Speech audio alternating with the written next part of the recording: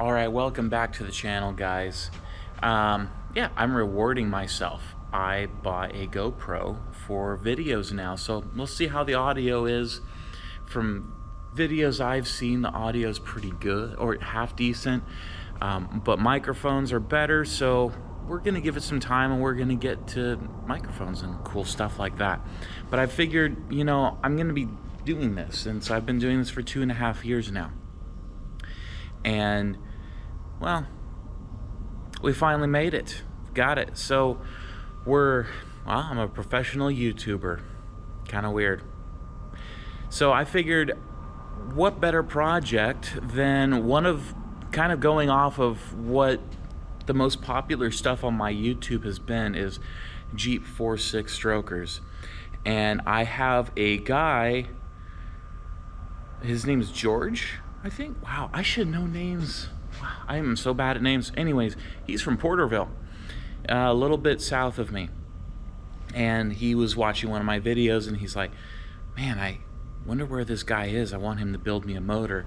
And he looked me up like, oh shoot, he's only an hour north of me. So he brought me a motor, and so we're gonna be doing that one. And actually, before I do that, this is my buddy Brennan. We're putting that motor right there in this here Jeep. So that's gonna be kind of fun. That one's a 4.6 as well. That's just the normal budget stroker. Not that a budget stroker isn't awesome. They make great power for what they cost. But here we go. This is what we've got to work with today. We're gonna start getting this one torn apart, and this one's gonna be a little bit more. And there's a little sneak peek of what's going on. And sidetrack, best thing I've ever had happen, best tool I've ever bought, Rite Aid went out of business in my town. I bought their stocking shelves, and so now I've got roll around shelves, multi-tiered, to put stuff on. That's kind of cool. Yeah, it's like the best thing ever. I used to have 2 big tables and then projects on those tables, and it was just a lot to keep track of. This way, one project gets its own shelf, and then I have to make sure my toolbox is a little cleaner so I can work on top of it, and that's all right.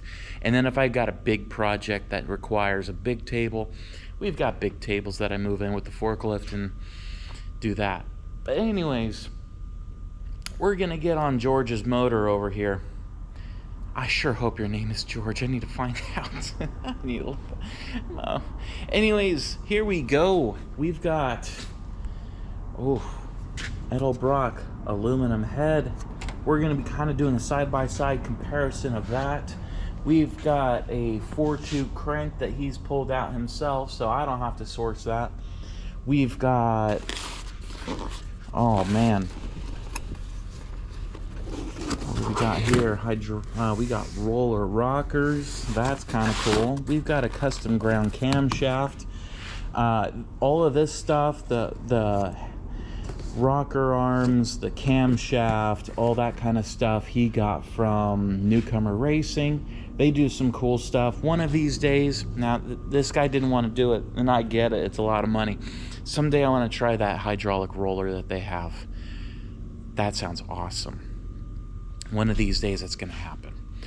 So we've got a whole bunch of parts that we're gonna put together, and we're gonna make a really cool 4.6 stroker out of this one, and a little bit above and beyond. I don't know what the horsepower is going to be. I'm curious if stock is 180 and then my budget stroker is 270, 280-ish, somewhere in there. I bet you we're going to see, what, 325? 325 out of a 4.6 liter. That's pretty good. That's up there with a V8 and a whole lot more torque. So we got the motor kind of apart. First thing that was kind of dumb was they had one of these expanding freeze plugs, which nothing wrong with that, I guess. But they didn't even bother to try to pull this freeze plug out. They just left it in there. So kind of a artifact in there.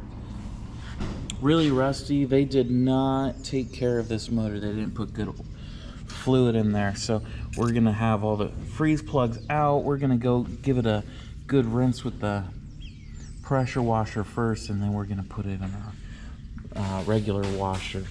And if I take my T-gauge and micrometer, we've got 5 thousandths of wear on the cylinder walls.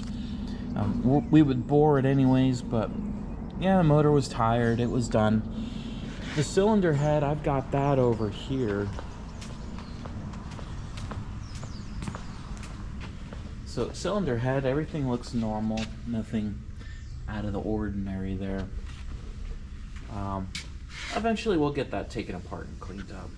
And then this is a little spare one to have on the shelf. And yeah, that's another little project. And look at that thing. Fun project right there. So we're gonna keep getting this thing going apart, and pretty soon we'll get it cleaned up, get it washed, and then we'll blast it. Well, we got one piston out. From first observations, we had a oil issue, that's for sure. The oil is gross looking, so it doesn't look like they ran it out of oil, because if you ran it out of oil, chances are they'll put new oil in it, but we didn't have that. That's gross looking. Yeah, crankshaft is all scuffed up and it would need a regrind, but we're not worrying about that. We've got a new crank for it, or a used crank. So that's what we've got going on here. The rings all look good. It didn't look like we have any major blow-by issues. We don't see any carbon or anything in there. And just up top. The oil looks like it was not changed often enough. It's pretty gritty up here, and everything's just kind of baked with oil. So looks like we had an oil issue. Probably the oil pump went out. Common thing on these is rods doing that. So nothing out of the ordinary. All the main caps are off, and yeah, we've got an oil issue. It's pretty rough. Bearings don't look terrible. Not that we would reuse them, but yeah, well, we got some scarring on the crank, so mains are done too. Cylinder head here. Bet you didn't see that coming. Valve guides are wore out, which that's very common on these. And then these are an in-cast guide, or a false guide, meaning you have to drill them and then put new guides in. So it's not not horrible. Like if you were in a bind, you could get by with this, but they're apart. Not that we're gonna be using this head on this engine, but because we got a new head for it. But yeah. Anyways, yeah, that's the head. So in good shape, it looks like. I don't see any cracks with the naked eye. It's really easy to see them when you get it blasted and stuff. So with this one, we're gonna clean it up, do a head job on this, and then bag it up for some other day for someone else, because he's not going to need this head. So yeah, we got it all cleaned out, washed. We pressure washed inside the coolant passages, got all the rust out. A couple of spots to really look for is inside where the lifters go. Those little pockets right there, there's a pocket.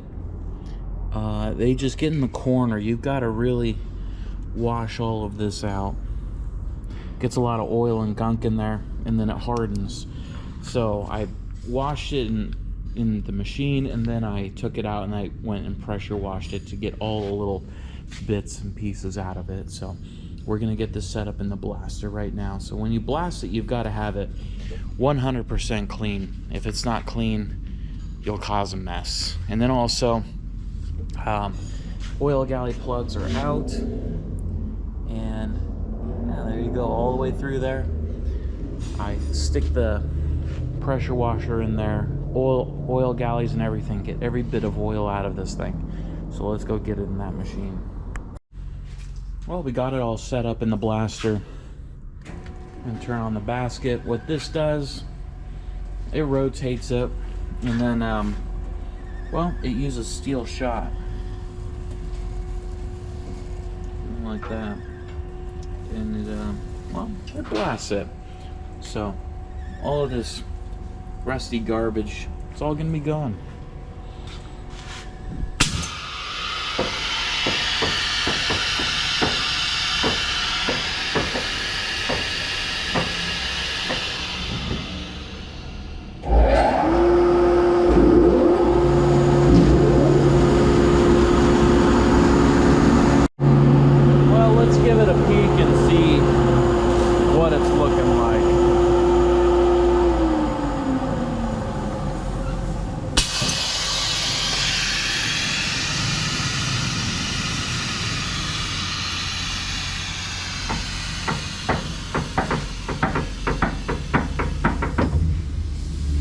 Got a little bit to go, but it's looking all right.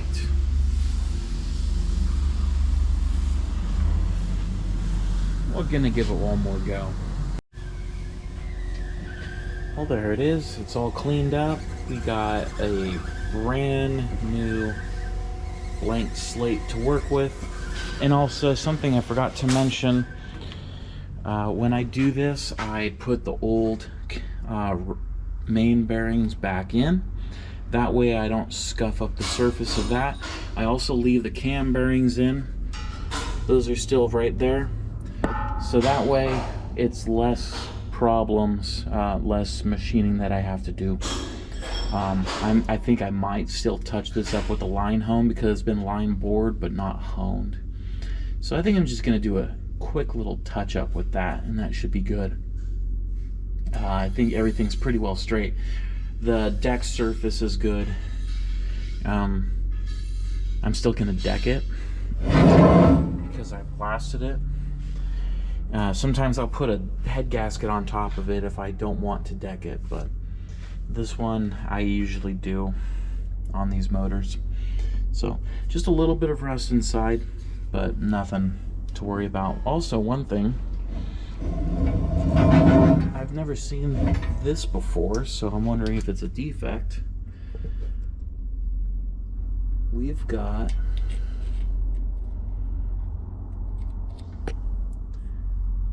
a clog in the cast.